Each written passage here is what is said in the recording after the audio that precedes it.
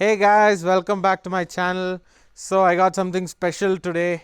I got the Fortuner Killer. So this car that I'm going to review today, I think you've already seen from the thumbnail. This car used, you'll get it for less than 15 lakhs.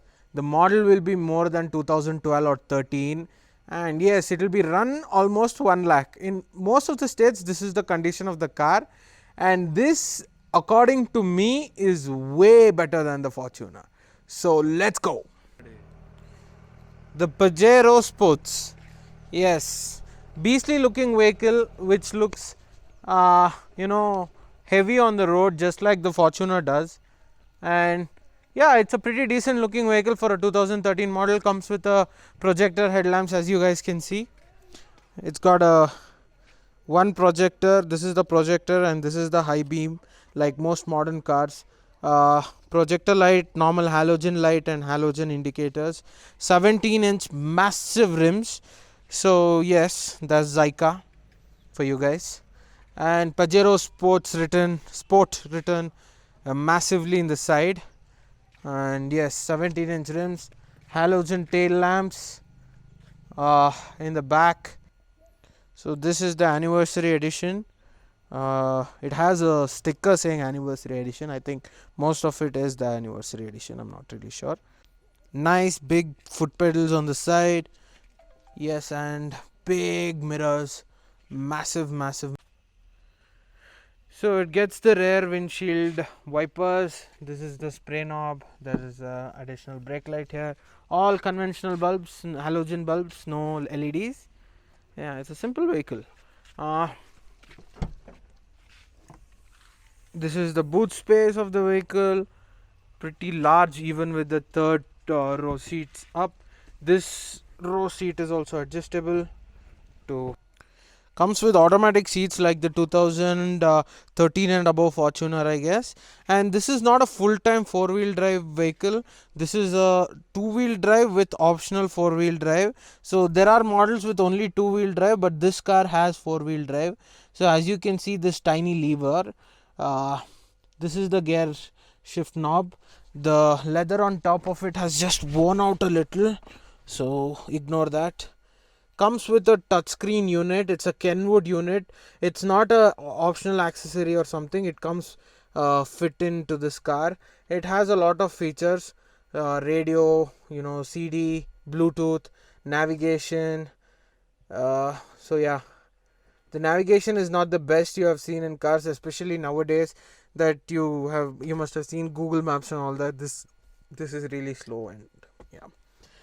I think it comes with four door speakers with two tweeters on the side. There is one tweeter and here is one tweeter, and door speakers.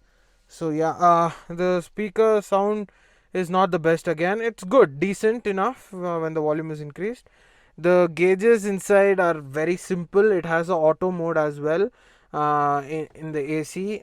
This is the auto mode, and this is full blast, whatever you like. And yeah, the instrument cluster is also simple. The top speed is 200. This indicates the four wheel. I don't know if you can see it. So that is the four wheel drive. So when the car is on, you can see now the back lights are in green. That means that it's in two wheel drive. Let me just turn off the AC. It's in two wheel drive, and when I switch to four wheel, as you can see, that is the light indicating that the car is now in four wheel drive. I've just moved it to four wheel high. In many cars, you can see I've moved it to four wheel high. In many cars, and even in my Jeep that I have, there are three modes, that is two wheel drive, four wheel high, four wheel low. This one has four modes.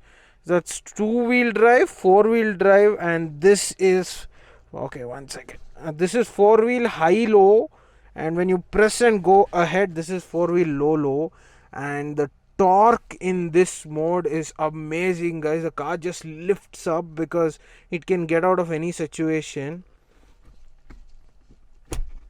Okay, that is the two wheel drive mode. So yes, you can see now the car, it has a analog park brake, a center armrest, it has twin this thing, and a decent sized glove box.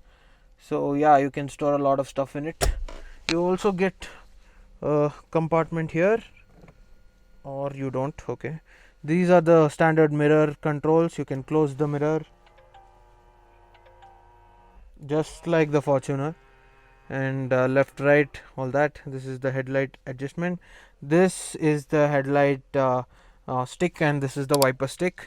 Most of the German cars have it on the opposite side, but this is on the same side. So yeah, and you get a roof light like that, and a sunglass holder, and a center light. Yes, you get adjustable seat belts as well, height adjustable seat belts. I'll sit and show you guys in some time. This seat can be moved in front to up to this much, both the seats, and it has a 60-40 split as well. So even this seat is adjustable to how much ever incline the third row passenger wants, and the headrests are can be lifted up to this high to be comfortably seated.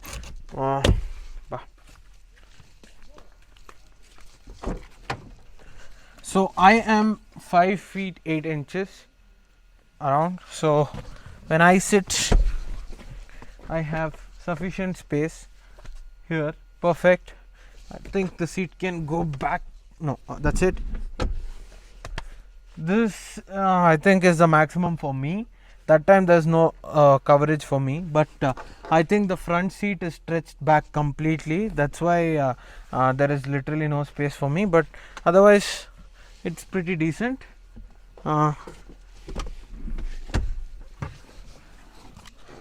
Unlike the Fortuner that gets the lifting mechanism over here, the Pajero gets it over here. So you just do that and the seat lifts up. It's an easy access. So let me just move there. So even with this seat moved completely back, I have a lot of space here. One more person can sit. Yes, the under thigh support is barely minimum, but even a full sized adult like me can sit in this third row. Not the most comfortable, but not uncomfortable either. There are cars which are very uncomfortable, and that will come next in my channel. You can stay tuned for that. But yes, it's a pretty decent and very comfortable place. And trust me guys, when you move this seat in front, you get much more space than you get in a Fortuner. Trust me, with the experience I'm telling you guys. The fuel economy on this vehicle is similar to the Fortuner. It gives about 10 kilometers per liter on the highway, and I don't know about city driving. I'm not sure. I think it's a kilometer or two lesser than that because it's a manual, and you can drive properly in a manual and get more mileage. The main thing about this vehicle is that it's a power horse and it pulls like a sedan actually. And going from the cruise, I'm telling you from experience that the pull in this vehicle is really good. Now obviously you cannot compare it with the cruise because cruise is a rocket and the power to weight ratio in the cruise is much better obviously, but this vehicle pulls like no other. Like you can feel the turbo open like a sedan, like you can see it now. It pulls like anything. The pull is really good, and the power also. And for roads in Coog that are so bad, this car is a monster because anything you throw at it, it doesn't get stuck. Like the bad roads here, the slush in the side of the road and all that, nothing can stop this vehicle. It can just barge ahead without any problem. It's raining here, and there's a lot of slush in the road, and I wanted to show you guys that this thing doesn't get stuck. Especially even if the rear tire starts to spin a little, you just switch to the 4-wheel drive and the car acts like there is nothing ahead of it. It can just move ahead and doesn't get stuck. So it's a powerful vehicle and it's a really fun to drive SUV. It doesn't come with a lot of features, but it does come with sufficient features to compete with the Fortuner. And there are a lot of SUVs that came to fight with the Fortuner and lost and went. this is one such, because it's a Mitsubishi and the service and all is a headache, and the service centers are not pan India like the Toyotas are. And obviously Toyota engine is amazing, everybody knows that thing can run up to 7 lakh 8 lakh kilometers and still be good. So yeah, but what I'm trying to tell you guys is, when you're searching for a car in a used car market and you're looking for a family SUV for your needs, if you don't have the budget for a Fortuner, because a good Fortuner which is run about 1 lakh odd kilometers will cost you more than 20 lakhs in this model range, I'm telling. This car is 2013, and this car model, for this car's model, it will cost you around 20 lakhs, which is a very nice, very well maintained Fortuner, I mean. So this vehicle, you can get it up to 12 lakhs, 13 lakhs, and in a good condition, which is run about 1 lakh, 1.5 lakhs. Not 1.5 lakhs, 1 lakh, 1 lakh 10,000. There are a lot of cars on OLX that I saw for sale. So yeah, and if you ask me to choose between the first model Fortuner and this Pajero, I think I'll choose this Pajero. Even the second model Fortuner, I think I'll choose this Pajero, because the power is also insane and the price is also, very reasonable. Yes, the resale value is comparatively less because it's a Mitsubishi, but if you're going to keep this car for a longer time and use it for your family purpose, and your main goal is a proper 7-seater with a pretty decent 7th row seat, I think this is the car to go for. The suspension setup is really good. The car sits high above the ground, so the ground clearance is really good. But when you're in the highway, it sits and it goes, it launches like a rocket. The car can go easily up to 160, 180. Mitsubishi would be a headache, but as you guys know, all the auto enthusiasts know that there are multiple service centers out there who will service your vehicle in a very good way, and the parts are always available for any vehicle these days. If you have any doubts about this vehicle, let me know down in the comments below and I'll be happy to help you guys. It's a 2.5 liter engine, monstrous engine, goes like a mad bull. I'm not even kidding. The pull is insane in this vehicle. Just love it. The driving is also amazing. The wheels do justice, and there's not a lot of slush coming out because the wheels are tucked inside. I mean, obviously it's not aftermarket wheels or anything. It is the original OEM spec. So yeah, it's a comfortable car. It gets manual rear view mirror. It doesn't have an auto dimming mirror, but yeah, it's enough, guys. There's nothing that easily gets spoilt in this vehicle. It's a rugged vehicle. Even in the foreign markets, you guys know that this is a very, very, very popular car because of its off-road capabilities. And I one day, maybe in the future, if I can, I will take this off-roading and I'll show you guys the potential of this vehicle.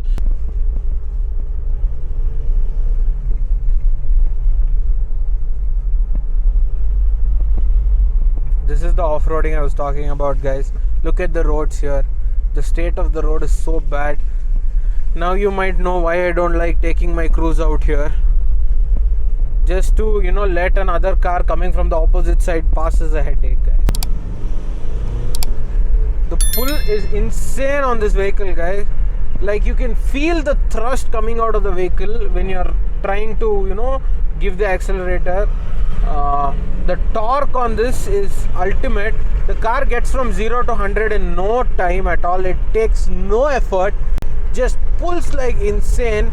I know even the Fortuner does, but this one, you can feel it. Fortuner is linear. This is out there. You can feel that.